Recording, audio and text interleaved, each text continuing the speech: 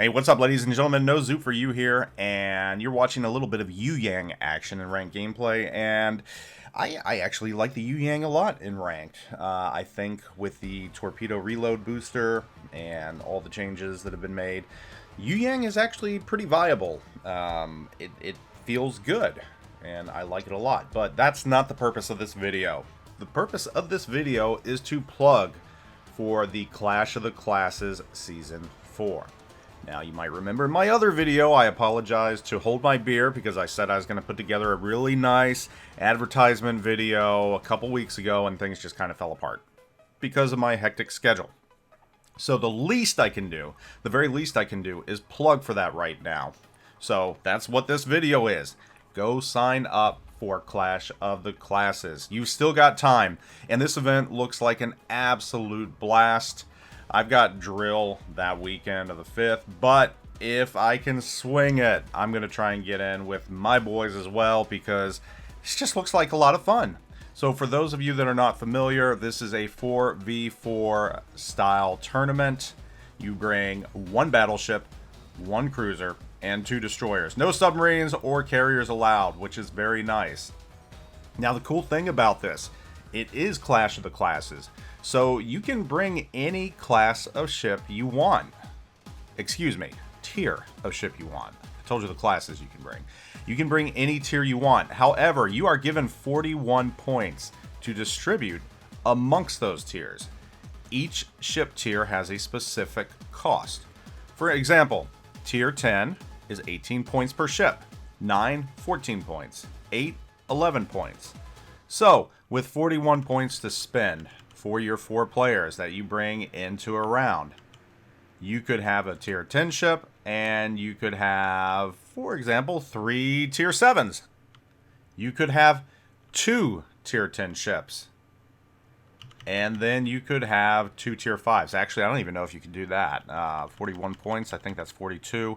I'm mathematically challenged. I'm extremely sorry about that. But you get the point. You get the point.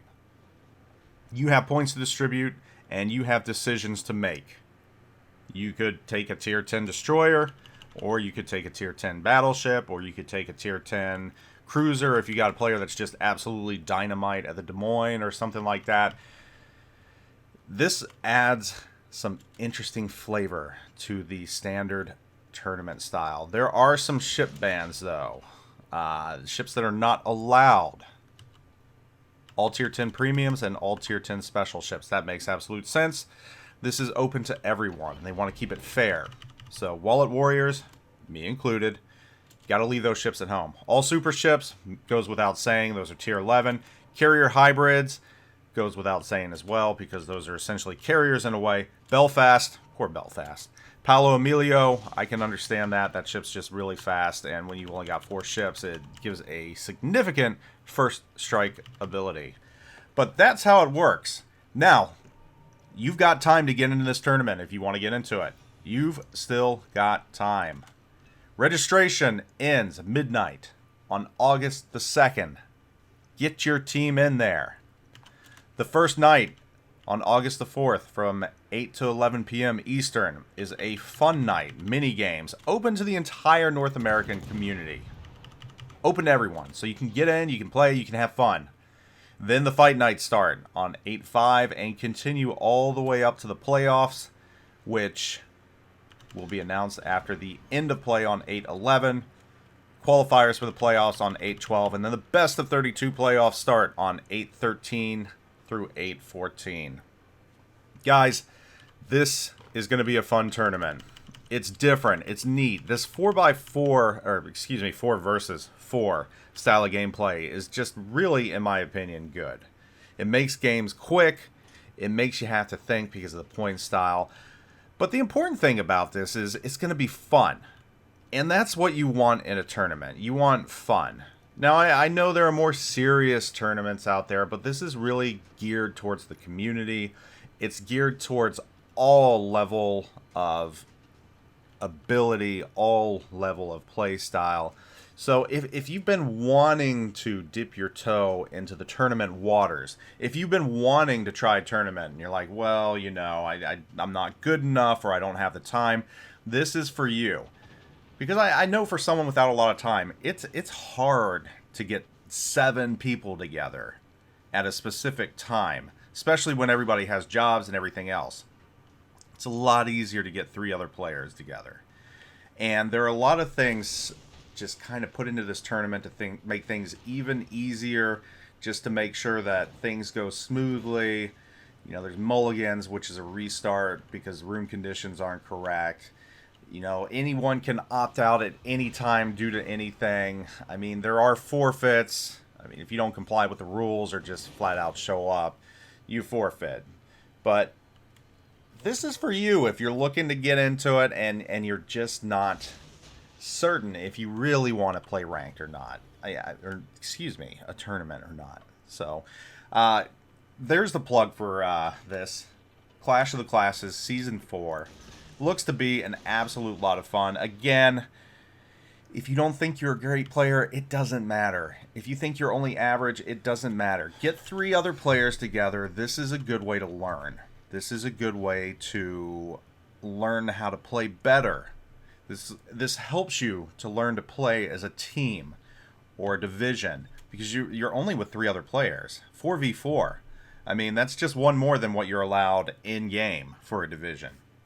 So this is a really good chance to learn the ins and outs of a World of Warships tournament. It's a really good chance to get a little better at the game if that's your goal, to work a little better as a team, or to just get out there and have a lot of fun.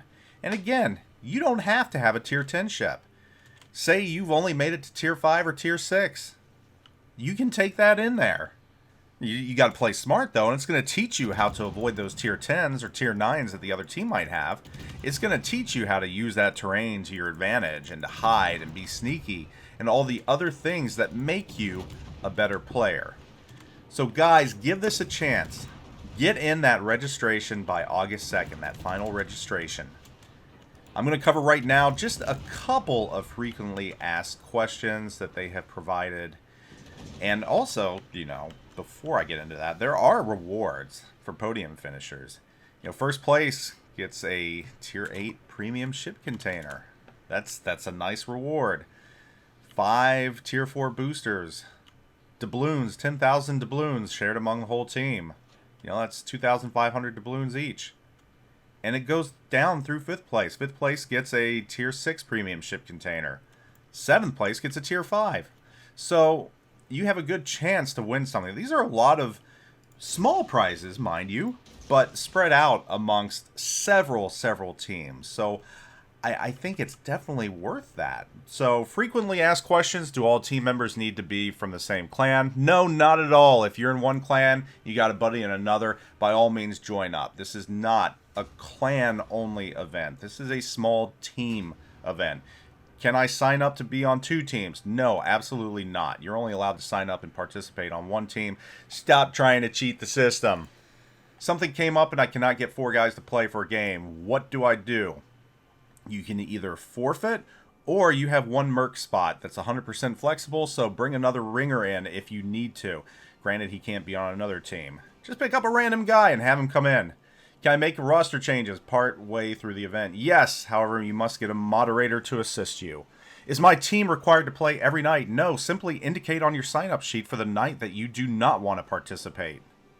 What is the maximum number of matches I can be assigned for during one night? 5 matches per night, but again, 4v4, those will go quick. Do all matches need to be played during the normal clan battle times? If possible, yes. So that's going to be evening. You know that. You know how clans work, and if you don't, predominantly evening. What happens if a match ends in a draw?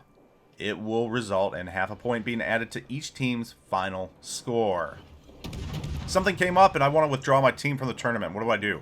Contact an admin. The admins are your friends. They're there to help you.